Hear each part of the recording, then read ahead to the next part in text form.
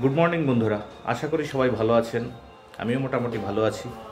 তো সকালবেলা উঠে স্নান করলাম, স্নান করে এবার একটু বাজারের দিকে যাব।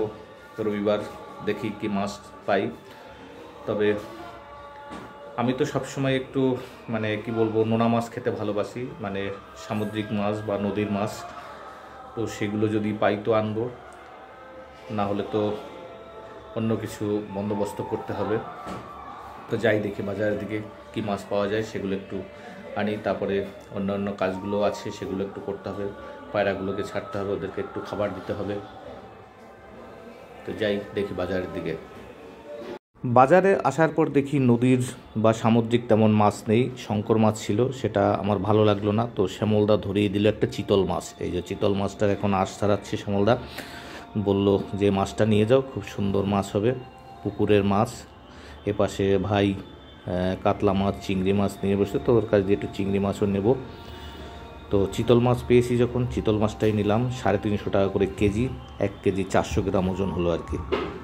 শ্যামলদা মাছটা যখন কাটবে তখন কিন্তু একসঙ্গে কাটবে, গাদা পিস নিয়ে গোল গোল করে পিস পিস করে কাটবে, তাহলে সবাই মোটামুটি গাদা পেটি একসঙ্গেই পাবে। আর এই মাছে একটু কাটা বেশি, প্রচণ্ড কাটা, বাচ্চার খেতে একটু অসুবিধা হবে। ও যাই হোক, ভালো মাছ পেয়েছি, একটু নিয়ে গেলাম। অনেক দিন পর চিতল মাছ পেয়েছি পুকুরের, নিয়ে যাই, দেখি কীরকম হয়। বাজারটা ঘরে দিয়ে একটু ছাদের উপর চলে আসলাম। এবার একটু পায়রাগুলোকে ছাড়বো ভাবছি, ওদেরকে একটু খাবার দেবো। তার কারণ আকাশে মেঘ বৃষ্টি এর একটা সম্ভাবনা আছে, যেরকম আকাশের পরিস্থিতি। না হলে পর বৃষ্টি হয়ে গেলে ওরা আবার খেতে অসুবিধা হবে, ওদের ভিজে যাবে আর কি, ডানাটা ভিজে গেলে। আর যেহেতু বারবার ডানা ভিজালে ওদের পালকগুলো সব পড়ে যাচ্ছে আর কি, তার জন্য একটু বৃষ্টি আসার আগে ওদেরকে একটু খাবার দেবো। যাই পায়রাগুলোকে একটু ছেড়ে খাবার দিই।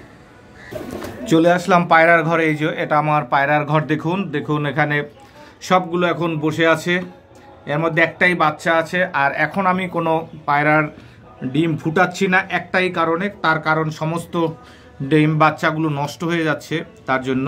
তো যাই হোক, এবার ওদেরকে একটু ছেড়ে, এখন সকালবেলা আমি যেহেতু দুবেলায় খাবার দিই, এখন সকালবেলা অল্প একটু খাবার দেব, এখন তারপরে বিকালবেলা ওদেরকে একটু বেশি খাবার দিয়ে আটকে দেবো আর কি। তো এবার ওদেরকে ছেড়ে দিই, আয়।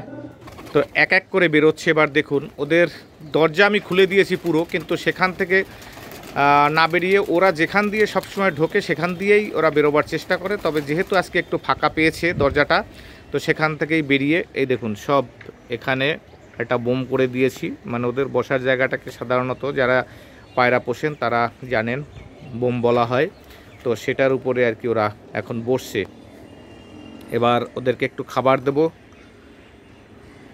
তার আগে ভাবছি একটু উড়াবো আর কি। ওই দেখুন, ওই সেই ছোট্ট দরজা দিয়েই ওরা যেখান দিয়ে ঢোকে বেরোয়, ওখান দিয়েই যেগুলো সব সময় ঢোকে বেরোয় সেগুলো ওখান থেকেই বেরোবার চেষ্টা করে আর কি। তো পায়রাগুলোকে একটু উড়িয়ে দিলাম, একটু উড়িয়ে একটু খাটনি করিয়ে খাবার খাওয়াতে হবে। একদম বিনা খাটনিতে তো আর খাবার খাওয়া যায় না। তো তাছাড়া এমনি একটু না উড়ালে ওদের অভ্যাসটা খারাপ হয়ে যাবে, তার জন্য একটু উড়িয়ে দিলাম। এবার কতক্ষণ উড়ুক, আমি দাঁড়িয়ে আছি, নামলে পরেই ওদেরকে খাবারটা দিয়ে দেব। পায়রাগুলো সব নেমে এসছে, ওদের সকালবেলা একটু টিফিনের মতো খেতে দিলাম। তার কারণ এটা হলো ওদের টিফিন, সকালবেলা বেশি খেলে আর ওরা উঠতে পারবে না, যদি পেটটা ভারী থাকে তাহলে ওড়ে না আর কি। তো পেটে যদি একটু খিদে থাকে তখন খুব ভালো ওড়ে আর কি। তো এখন ওদেরকে একটু টিফিনের মতো খেতে দিলাম। বিকেলবেলা সন্ধ্যার ঠিক আগে আগে ওদেরকে হয় ঘরের মধ্যে খাবার দেব, যদি বৃষ্টি হয়, আর বৃষ্টি না হলে বাইরে খাবারটা দিয়ে দেব। পায়রাকে খাবার দিয়ে সোজা নিচের ছাদে চলে আসলাম। নিচের ছাদে চলে এসেই এখানে একটু লাল পুঁই শাকের কাছে চলে আসলাম। গাছটা আগে একদিন খেয়েছি, তো এবারে আস্তে আস্তে গাছটা বড় হচ্ছে, আবার মোটামুটি 2-3 দিন পরে কিছু কাটা যাবে। তো এই পুঁই শাকটা খেতে আমার ভীষণ ভালো লাগে, তার কারণ এতে মানে এত মিষ্টি, কোনো সার বিহীন একটি পুঁই শাক। আর আমি যেহেতু বাড়িতেই নিজে সার তৈরি করি, একটু বায়ো সার, মানে যে সবজি খোসলা যেগুলো থাকে সেগুলোকে পচিয়ে তো সেইগুলোকে গাছের গোড়ায় দিই, তাতে গাছটা খুব ভালো থাকে। আর এই হলো আমার সেই যে ড্রাগন ফলের গাছ গত বছর লাগিয়েছিলাম, আপনাদেরকে দেখিয়েছিলাম।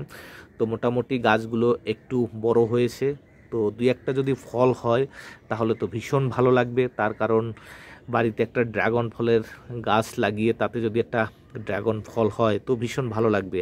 আর ছাদে কিছু ফুল গাছ আছে, আগের মতো সে বড় গাছগুলো আর নেই, সেগুলো নষ্ট হয়ে গেছে, কেন অল্প মাটিতে অত গাছ থাকে না। আর এই একটা বাতাবি লেবুর গাছ, ওপাশে একটা কমলা লেবুর গাছ, আর এই যা আছে, আর এখন তেমন কোনো গাছ নেই।